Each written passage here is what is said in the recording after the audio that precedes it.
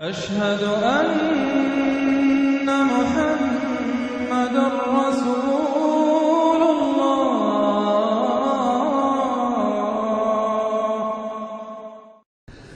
اعوذ باللہ من الشیطان الرجیم. بسم اللہ الرحمن الرحیم.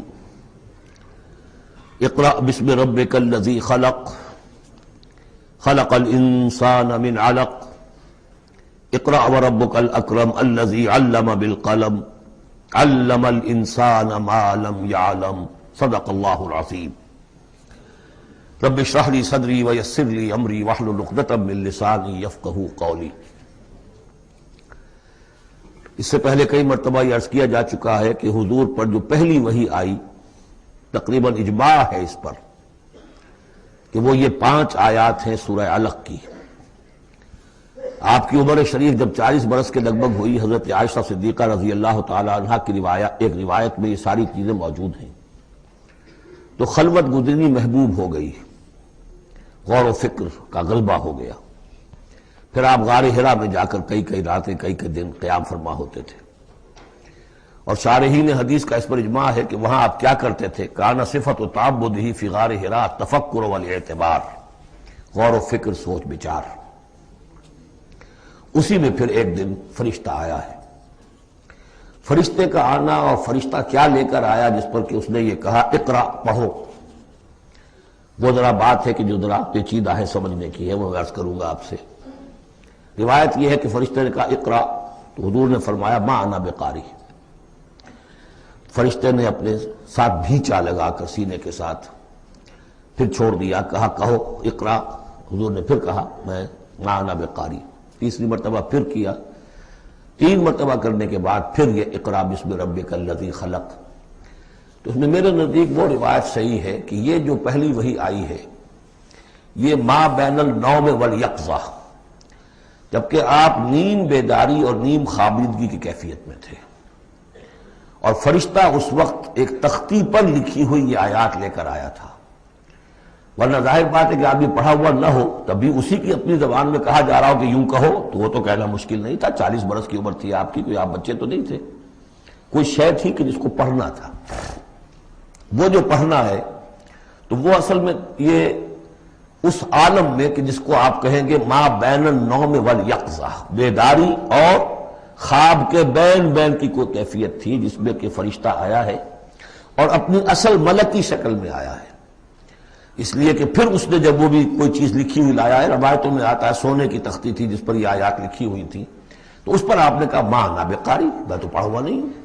اب بات اس کے ساتھ مطابقت رکھتی ہوئی ہے. لیکن پھر جو سینے کے ساتھ بھینچا ہے 3 مرتبہ، تو اس سے گویا کہ آپ کے اندر وہ استعداد پیدا ہو گئی. پھر آپ نے اس کو پڑھا.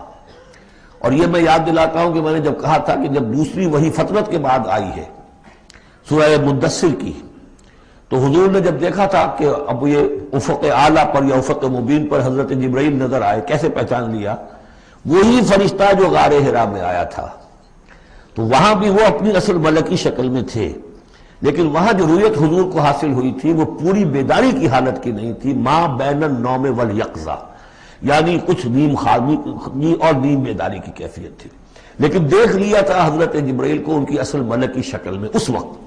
لہذا پھر جب وہ پہاڑ سے اترتے ہوئے یا محمد کی صدا آئی، اور پھر آپ نے 2 مرتبہ تو ادھر ادھر دیکھا، کوئی نظر نہیں آیا، تو آپ کو کچھ خوف سا بھی طاری ہوا. پھر اچانک نگاہ اٹھی تو دیکھا کہ وہی فرشتہ کہ وہی کہ جو غار حرا میں آیا تھا، اس طرح ہے کہ آسمان زمین کے مابین افق پر، اور اس طرح سے کہ پورا افق بھر گیا. تو یہ ہے اس کا پس منظر. اقرا بسم ربک الذی خلق، پڑھو اپنے اس رب کے نام سے جس نے پیدا کیا.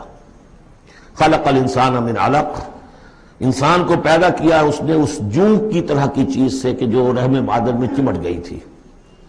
اقرا وربک الاکرم، پڑھو اور تمہارا رب بہت کریم ہے، بہت کریم ہے، بہت مہربان ہے. الذی علم بالقلم، جس نے کہ تعلیم دی ہے قلم کے ساتھ. عام انسانی تعلیم قلم کے ذریعے سے ہے، حضور کے لیے قلم کے درجے میں فرشتہ ہے. فرشتے کے ذریعے سے حضور کو سکھایا گیا ہے. علم الانسان ما لم یعلم، اور انسان کو سکھایا ہے جو کچھ کہ وہ نہیں جانتا تھا. اس وحی سے جیسا کہ میں نے بارہا عرض کیا ہے، اب 25واں 26واں دن ہے آج، کہ اس سے آپ کی نبوت کا ظہور ہو گیا. نبی تو پیدائشی طور پر نبی ہوتا ہے، لیکن اس کا ظہور ہوا ہے اس وحی کے ساتھ۔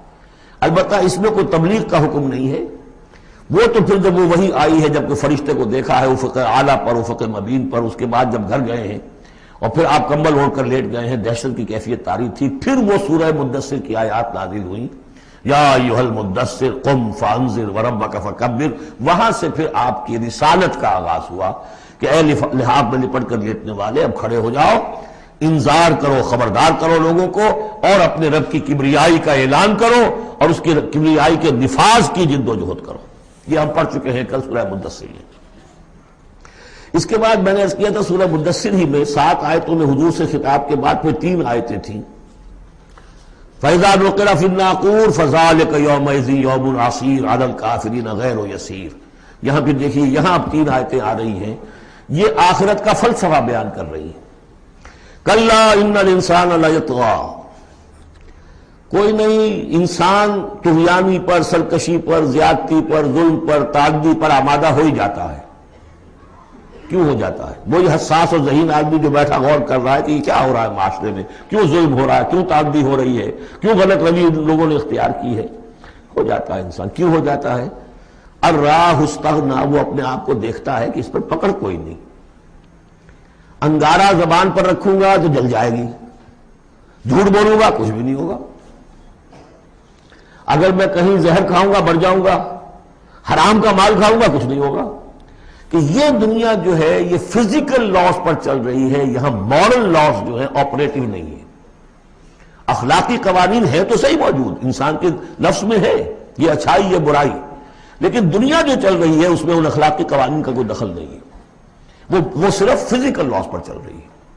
آگ جلا دے گی اور جھوٹ سے کچھ بھی نہیں ہوگا، چھانا بھی نہیں ہوگا، اور آپ نے اگر کہیں پر سنکھیا کھا لیا تو مر جائیں گے، اور آپ حرام خوری جتنی چاہے کرتے جائیں کچھ نہیں ہوگا۔ یہ جو ہے کہ moral law is not operative, جبکہ فزیکل لا آپریٹو ہے، اس وجہ سے انسان جو ہے سرکشی پر، تعدی پر آمادہ ہو جاتا ہے۔ اب اس کا علاج کیا ہے؟ ان الی ربک الرجعی، یہ عقیدہ کہ تمہیں اپنے رب کی طرف لوٹ کر جانا ہے، حساب کتاب ہوگا، جواب دہی ہوگی، یہ یقین اگر دل میں بیٹھ جائے تو سیلف سینسر ہو جائے گا اس کے اپنے اندر، کوئی کام ایسا نہ کروں جس کی جواب دہی نہ کر سکوں، جانا ہے۔ گویا کہ حل جو ہے اس پورے معاملے کا، کسی معاشرے میں اخلاقی زوال آ چکا ہو تو صرف ایک ہے، اور وہ ہے آخرت کا یقین اگر ہوگا کہ ہر چیز کی جواب دہی ہوگی، حساب کتاب ہوگا۔ جس نے کوئی ذرے کے ہم بدل نیکی کمائی ہوگی وہ اس کو موجود پائے گا، اور ذرے کے ہم بدل بدی کمائی ہوگی فَمَنْ يَعْمَلْ مِثْقَالَ ذَرَّةٍ خَيْرًا يَرَهُ وَمَنْ يَعْمَلْ مِثْقَالَ ذَرَّةٍ شَرًّا يَرَهُ۔ جب تک یہ نہیں ہوگا، واقعہ یہ ہے کہ انسان جو ہے ظلم، تعدی، جہاں کہیں بھی ہاتھ پڑ سکتا ہے کوئی نہ کوئی غلط حرکت کرے گا۔ اب اس کے بعد تیسرا حصہ وہاں تھا ولید بن مغیرہ سے متعلق، اور یہاں تیسرا حصہ جو ہے وہ متعلق ہے ابو جہل کے۔ ارایت الذی ینہا، کیا تم نے دیکھا اس شخص کو کہ جو روکتا ہے، عبدا اذا صلی، ہمارے ایک بندے کو جبکہ وہ نماز پڑھتا ہے۔ یہ کچھ ظلم و زیادتی ہوئی ہے 2 مختلف مراحل پر۔ 2 واقعات تو ہمیں ایسے ملتے ہیں کہ حضور کو نماز سے روکا گیا اور آپ کو ایذا پہنچائی گئی اور کوئی غیر معمولی واقعہ نہیں ہوا۔ ایک مرتبہ حضور صلی اللہ علیہ وسلم سجدے میں تھے تو بیٹھے ہوئے تھے دور پہ کچھ وہ جو ابو جہل اور اس کے ساتھی، انہوں نے کہا کہ کوئی ہے ذرا جو فلاں جگہ پر اونٹ ذبح ہوا، اس کی اوجڑی پڑی ہوئی ہے، وہ اوجڑی لا کے محمد کی گردن پہ رکھ دو جب یہ سجدے میں جائے۔ تو حضور سجدے میں گئے تو وہ اوجڑی لا کے، اونٹ کی اوجڑی بری ہوئی وہ لا کے رکھ دی، تو آپ سر نہیں اٹھا پا رہے تھے۔ پھر حضرت فاطمہ کو معلوم ہوا، وہ آئی ہیں دوڑتی ہوئی، پھر انہوں نے وہاں سے اس کو ہٹایا ہے، اور تو اس وقت ایک زیادتی یہ کی گئی، اس وقت کوئی غیر معمولی واقعہ نہیں ہوا، یعنی کہیں اللہ تعالیٰ نے پکڑا نہیں اسے۔ ایک موقع پر یہ ہے کہ حضور نماز پڑھ رہے تھے تو وہ آیا، اس نے آپ کی گردن کے اندر چادر ڈال کر اس کا ایک پھندا سا بنا کے کھینچا کہ آپ کی آنکھیں ابل پڑی۔ لیکن تیسرا واقعہ آتا ہے کہ ایک موقع پر حضور صلی اللہ علیہ وسلم نماز پڑھ رہے تھے تو اس نے ڈانٹا اور کہا کہ محمد میں نے تمہیں منع کیا مت نماز یہاں پڑھا کیا کرو، اور وہ پھر آگے بڑھا کوئی اقدام کرنے کے لیے پھر پیچھے ہٹ گیا۔ لوگوں نے کہا کیا ہوا؟ تو کہا کہ مجھے اپنے اور محمد کے درمیان ایک کھائی نظر آئی جس میں کوئی پروں والی مخلوق تھی، اور وہ میری ٹکا بوٹی کرنے کو تیار تھی، اس سے خوف کھا کر وہ پیچھے ہٹ گیا۔ تو مجھے جہاں تک محسوس ہوتا ہے وہ یہ ہے کہ جب تک تو حضور کو ابو طالب کی پروٹیکشن حاصل تھی، اس وقت تک کا معاملہ تو پہلے 2 واقعات ہیں، لیکن پھر جب آپ آئے ہیں اور طائف سے واپس آئے ہیں اور اللہ تعالیٰ کی طرف سے خصوصی پروٹیکشن آپ کو ملی ہے، اس کے بعد کا واقعہ وہ ہے کہ جس کا کہ یہاں تذکرہ ہو رہا ہے۔ ارأیت الذی ینہا، کیا تم نے دیکھا اس شخص کو جو روکتا ہے، عبدن ہمارے ایک بندے کو، اذا صلی، جبکہ وہ نماز پڑھتا ہے۔ ارأیت ان کان علی الہدی، کیا تم نے غور کیا اگر وہ شخص ہوتا ہدایت پر، یہی ابو جہل ہدایت کے راستے پر کاربند ہوتا، او ہمارا بالتقوی، یہ ہمت والا آدمی ہے، جرت والا آدمی ہے، بخیل نہیں تھا، اس نے یہی کہا تھا کہ بنی ہاشم نے اگر لوگوں کو، غریبوں کو کھانے کھلائے، ہم نے ان سے بڑھ کر کھلائے، ابھی تک تو ہم کندھے سے کندھا ملا کر آ رہے، وہ بخیل نہیں تھا۔ پھر جری تھا، بہادر تھا، میدان جنگ میں گیا ہے، لیڈ کیا ہے لشکر کو اپنے، اور جب گردن کاٹنے لگے تھے تو کہا تھا ذرا نیچے سے کاٹنا تاکہ نیزے کے اوپر چڑھاؤ گے تو معلوم ہو کہ اونچی گردن ہے کسی سردار کی گردن ہے۔ تو یہ چیزیں اس کے اندر تھیں، مرد میدان تھا۔ لیکن یہ ہے کہ وہ جو صدق بالحسنی والے معاملے پہ آ کے مار کھا گیا۔ لیکن یہ کہ اگر یہی شخص ایمان لے آیا ہوتا، ہدایت پر ہوتا، تقویٰ کی تعلیم دیتا، تو آپ سمجھیے پھر کیا ہوتا، گویا کہ ایک اور عمر فاروق مل گیا ہوتا اس امت کو۔ بالکل ان کی شخصیتوں کے اندر بڑا پیرلل انداز ہے۔ حضرت عمر بھی لڑنے بھڑنے والے آدمی، کشتیاں کرنے والے آدمی، ادھر سے جا رہے ہیں اس کو دھکا دے رہے ہیں، اس مزاج کے آدمی تھے۔ لیکن یہ کہ بہرحال ان میں وہ شیء موجود تھی کہ بخل نہیں اور بزدلی نہیں۔ ان دو چیزوں کے بعد جو ہے پھر یہ کہ تصدیق بالحسنی کے لیے اللہ تعالیٰ نے ایک راستہ کھول دیا ان کے لیے، تو ان کے وہ عمر فاروق بن گئے۔ اس لیے کہ دعا کی تھی محمد رسول اللہ نے۔ ارأیت ان کذب وتولی، کیا تم نے سوچا کہ اس نے جو جھٹلایا ہے، منہ موڑ لیا ہے، الم یعلم بان اللہ یری، کیا یہ جانتا نہیں کہ اللہ دیکھ رہا ہے؟ کلا لئن لم ینتہ، ہرگز نہیں، اگر یہ باز نہ آیا، لنسفعا بالناصیہ، ہم گھسیٹیں گے اس کی چوٹی کے بال پکڑ کر، ناصیۃ کاذبۃ خاطیہ، یہ پیشانی کہ جو خطا کار ہے، جھوٹی ہے۔